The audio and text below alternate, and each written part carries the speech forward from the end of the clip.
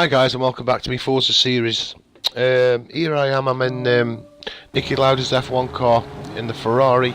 I'm just going to talk a bit, and then the second lap I'm actually going to go through what I'm approaching the corners in, and a bit on how I'm thinking about the track. Now, what I'd like you to do is watch the difference between the first lap and the second lap, because there's a big difference, and you probably wouldn't notice it if I didn't point it out to you, and that's the throttle response. If you watch the difference in my throttle on these corners to the difference in lap 2, you'll see where I'm backing off more, and you'll see where I've got more power on in lap 2. I ain't going like that out of Val yet, because I've got to warm these tyres up, and I'm going to talk about the lap, like I say, when I go come on to the second lap, the last lap of this race. The best thing I can help you with really on Forza is try to keep your racing line as smooth as possible. Try to keep your laps consistent. That's the main thing with racing, is consistency. If you can hit the same time every lap with control, you start putting down fast lap times. You get up there near the front all the time because you've got that consistency going, you know. And that's why I don't like Forza Online, because the laps aren't long enough. By the time I've done 2-3 laps, I'm just starting warm up on that track. I'm just starting get into it, you know, try and keep them lap times going nice and smooth and stuff. Because let's face it, you can have one lap, a couple of people knock here, a couple of people knock you there. You just can't catch the leaders up because you can't make that time back. The laps just aren't long enough. It's a shame, really. Anyway, we're coming up to the start-finish line. Like I say, watch the throttle response on this lap, and I'm going to take you through the lap, what I'm thinking now.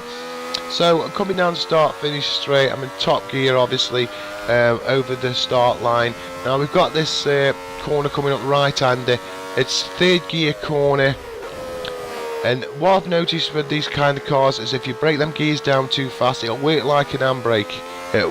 All you'll do is lock them back wheels up, so you've got to get the manual gears. If you use manual gears, you've got to get them spot on. Right, we're coming up to the left-hander now, going up the hill.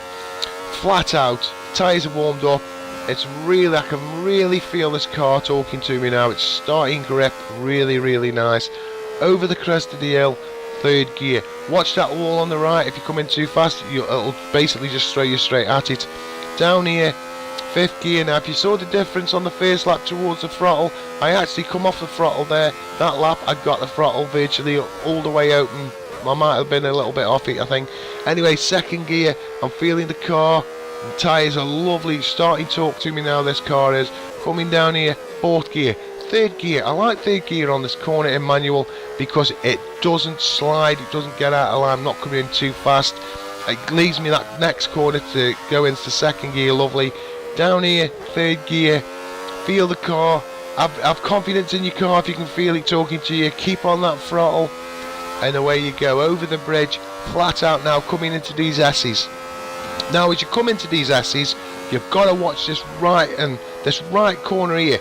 That there, you've got to watch that because it'll catch you out. You've got to get as close to it as you possible, but it will catch you out. Now that little chicane there, don't take them curbs too hard, they'll launch you. Come down here, second gear, feel the grip, get on it. I've got good traction now coming out of that corner, and I'm flat out for the start finish line. And basically that's a lap round Prague. Like I said to you, it's hard to explain. I mean, I'm on a racing wheel for a start, but that car was actually talking to me on that second lap. It was talking to me in a way I could feel the traction. I could feel the response it was giving me out the corners. The force feedback was telling me what them tyres were doing on the tarmac.